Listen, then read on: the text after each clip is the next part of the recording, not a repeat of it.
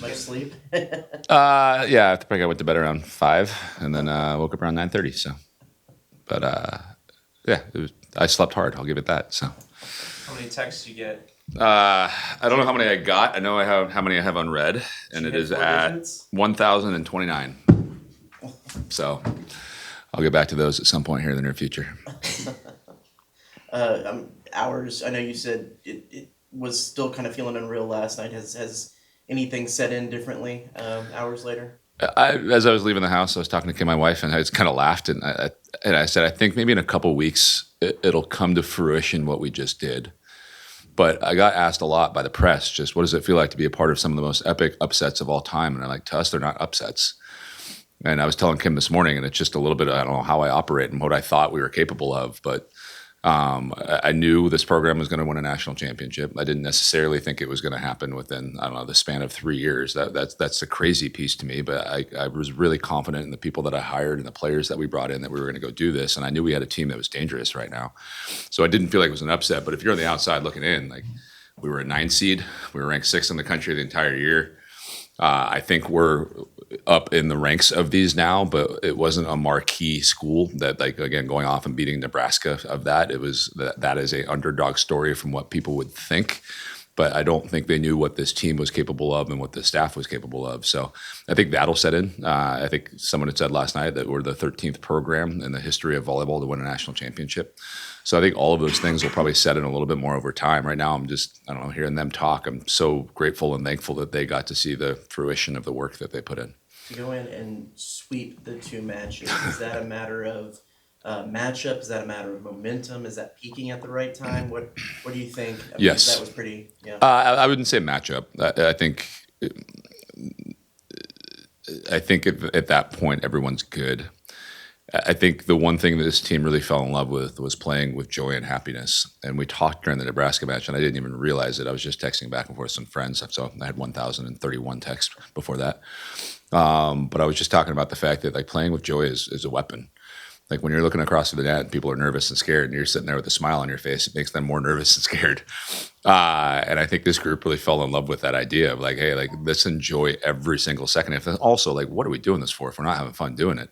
And, like, it puts all this pressure on things, and, like, you should put in the work to go out there and be present in that moment, enjoy it, and soak it all up. And I think this group will. Like, I don't know however many points we played, I guess 75, 150 points in that Final Four. I think they're going to remember all of them because they were present the entire time. So to me, that was the biggest thing that we had, was that we were all just enjoying each other. And I said this at dinner on Saturday. I was just thankful that we won the right to go be around each other for one more match, because it was the most fun I've probably ever had coaching a team, that 6-game run. That's just because they were fully present, fully engaged, playing good volleyball. You were able to make adjustments within the game, and just they were dialed in. And I think, again, going back to my staff, I thought we did a really good job. And Mick Haley said this in something. We used it in some sort of a video that went out earlier of Jamie really coaches with the end in mind, and I would not want to play him at the end of the year. And it's really how we go about things, of the decisions that we're going to make, the hard things that we put our athletes through earlier in the season is to prepare them for that NCAA tournament. And I think it's one of the things we do really, really well, and I think that paid off. I remember back in August, we were talking to you, like, I'm pretty sure it was before the Baylor scrimmage, and you kind of kept your cards close to the vest, not sharing necessarily, like, the big picture goal. Just now that it's all over, what was this the big picture goal that you guys had talked about that before this? Yeah, Lexi, actually. So last year we were kind of setting goals, and we said, hey, we're going to make the NCAA tournament. How far do you think we are going to go? Like, we kind of reestablished that, and then reestablished, I don't know what the expectations were behind those goals. So I put up a survey on the board, and it was like, I think it was each round, and it was like the last one was obviously win a national championship, and there was one vote there, and I was like, who's this? And it was Lexi. And so we redid the same thing at the beginning of the season and kind of set goals, and the last one wasn't win a national championship, it was make Lexi look like a genius. And we had a lot of players that started voting in there. And kind of when we sat here, I didn't want to, I don't know, have these lofty expectations as we came into the season and all of a sudden come in here and say, hey, we didn't live up to them. But it was, I think, Final Four with a stretch goal of winning a national championship was the goal that we had. And again, the next stage after that was, what are the things that we're going to have to do to go do that? And then again, my job after that was to go help our girls live in alignment with that, to hold them accountable to the goals that they set. And again, I'm just proud that, again, they set the goal, set the, I don't know, ideal of what it would take to go get there, lived up to it, and reached this thing right here. And again, like I said, like this is a piece of hardware. Like the amount of hard work that we put in, that we got something in the end. That's the life lesson, and they just keep with them for life. You've been saying for weeks that y'all are a team that you wouldn't want to play, and that you just Prove that one, so right? Yeah, you've expressed so much confidence in your team, but to be able to now have backed it up, just what will stick with you about the way that y'all actually went and did that? How much fun we had. Again, like I've said it the entire time, and it's interesting sitting on the other side of it because I've said it over and over again that like, hey, I'm going to be lucky if I win one of these, and it's like here, and like I'm literally going to have to talk to my staff about like this isn't going to determine our happiness from now on. And I've said it the whole time. We're really picky about the human beings that we bring into our program because we want people that we're going to enjoy being around. We want people that are able to go develop into being a national team player. And if we get people that are those two things, we're going to enjoy every single day that we go to work, and we're going to win these. Like those will come, but this is a byproduct of it. And this cannot be, I don't know, the litmus test of our happiness. Because as you can see, like there's one team that is having this press conference right now and coming out on top of it. So like I really woke up like doubling down on that in my head. So yeah, the thing I'm going to remember the most is just all the interactions. It's the high fives that I was giving. Like it was, I don't know, Ava, I still think it was pancake, but getting a pancake and giving her a hug as she came off the floor. But like all of those things it was afterwards, not necessarily holding this thing, but the hugs that I got to give, and I don't know, the tears that were shed when people were spreading off in different directions. And I told our girls, like, my job is really to make connections amongst people. And this thing right here will cause, I don't know, those connections to be stronger. It'll cause the Letterman's Association to bring this team back like more. So like those connections, those bonds will be tighter probably than others, but like, my job is to create those, and those are the things I remember. What's maybe a word you could use to just describe the way Kendall played throughout the entire postseason, and just how critical will it be to bring someone like her back next year as this team has a new look to itself?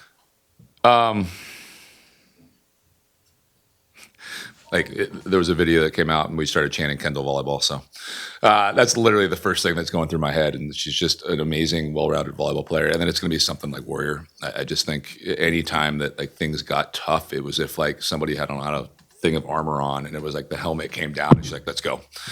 And there was a moment, I think, in the Nebraska match in the fifth set where she kind of took over as a leader in there too and got really vocal. And again, I don't know what was said. I just came into the tail end of it, but the whole team was like, yes.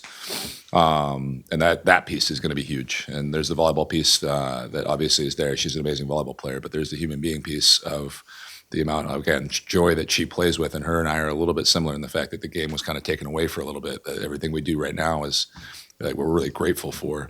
And then there's the competitor piece. Just again, she's going to step up in moments and she's going to be herself and she's going to become more of herself in those moments. So she'll be a huge piece of this for years to come. Jamie, you've talked so much about building something here at Texas A&M. Reflecting on the crowd that you had in Kansas City yesterday, it's one thing to be here at Reed Arena and support, but to get in the car and get in the plane and that many of them go up there on a football weekend, no less. What did that mean to you? Everything. Yeah, you're going to ask like what else I remember from this match. It's actually going to be Logan talked about it when they were doing introductions. They introduced all the players and they're like, give it up for Kentucky. And it was like, yay. And then it was like, give it up for Texas A&M. And the whole place went crazy. And I do think it was a combination of two things. I think the way that our girls played with joy, the way that they expressed themselves, the way that they showed the world who they are, the world fell in love with them. I said this in the locker room before the game. Like I was getting so many text messages from people all over, and the schools that should not like us were sending me saying, hey, you've won us over. So I think that was a piece of it. But I got so many text messages from people saying, hey, I'm getting in the car. And I'm like, I'm geographically challenged. So I'm like, I don't know exactly how far that is, but I know it's really far. And for me, I was like, man, we better win this. There's a lot of people coming. So I knew it was going to come, but I think it was like a shot in the arm at the beginning of the game too. When I say the 12th man matters, like, and they impact a game, like my pregame talk, when I got in there, I was like, the 12th man showed up. We put on a show right now. It was part of what I said right before we hit the floor. But like it's impactful, and you feel it, and like again, you're in the middle of the game, and we talked a lot during the different stages of this how every round would be different. Being at home would be a home game, but we wouldn't have the same flair. We didn't have Monster Block the first night. It wasn't exactly the same energy. Those next two rounds, we were in Nebraska, and the first one, like we get in there, and obviously there's not going to be many fans in the stands other than ours and Louisville's. And then, but I said by the end of that match, people are going to trickle in. The energy will feel different. And then obviously Nebraska is going to feel different than that. And we talked about the Final Four. What I said was it's going to be a big arena. You're going to feel kind of your fans, but they're going to be kind of far away, and the energy is going to kind of be a little off. But the final wasn't that. It felt like we were in a home game. It felt like they were playing Monster Block, and I looked up and the whole crowd was doing it. And I don't know, the whole blue band, like our dance team, like they added, I don't know, a flair of our student section, being able to get after our opponent as we were in there. And that's amazing. And again, going back to what I felt like I wanted to build here, it was a fan base that could travel, that could support. And when we're doing stuff on the road, they're going to be there. And I think that's the start. Do you feel like it's going to be the biggest key for you guys to sustain the success that you guys have set forward after this year? Yeah, I think one, I always feel weird getting up and talking about it because this whole thing is changing. And like, again, like if you rewind 3 years, we really developed this team from not nothing. We had amazing athletes that were here and amazing human beings, but there's going to be a financial component to what's going on now. And our administration's really stepped up and said, hey, we really want you to be competitive on the national landscape. And I couldn't be more grateful for that because it's going to come down to that at some point. We have and we always will be able to get people to come here because we care about people, because we're going to develop talent. But if it's, I don't know, a wash between two programs, there's going to be a financial component to it. So there's that. And then it's going to be the same thing. It's going to be bringing amazing human beings. That could be freshmen, that could be transfers. It's going to be develop the people that are in here as human beings, as volleyball players. And right now we're going to enjoy this. And I really told our staff, and we're going to sit down and we're going to enjoy this as much as we possibly can. And then we're going to get to work and go do it again. And the crazy thing about going this far in the tournament, I was just thinking about it. Like we started practice and not very long. So, yeah, it'll be do what we did. But knowing that we got full support of this administration and the 12th man to go forward and do this again some point in the future. When does the work to try and do this again immediately next year truly begin for you? And how long will you? It's already started. Let me say that. Like, it's a hard thing. I don't know. You got to constantly be engaged in that as you're here. And I think as a leader of this, you got to be constantly forward thinking of like, hey, this is where this is going to go and this is what we need to do. So some of that's already been started. But yeah, more on that to come. When it comes to the fan base and the way they really bought into this specific team this year, now that you have the achievement of winning a national title, what do you think is possible here at this place with that fan base and this program? Excuse me. I yelled a lot during the match in a positive way. I don't know.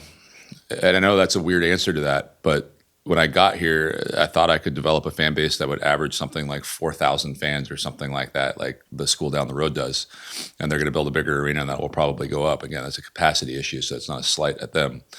But when I first got here, I wanted to build a facility somewhere on campus that could host us, that was a little bit more geared towards volleyball, where the fans are right on top of the action because it could be presented in a little bit better way. And at the time, I thought it'd be 4,500. I'm like, I'm happy we didn't do that because it's bigger than that. So I think the sky's the limit. We're going to play a top 10 team in that gym, I think the night before a football game next season. And my hope is to sell it out. And that's been one of my goals. Sam's here, like we've talked about it before. Like that's one of the things that's on the bingo card of sell out Reed. And I think that's possible, but I don't know what the limit is. I know people are online talking about selling out Kyle Field. Like, I don't know if that's the limit.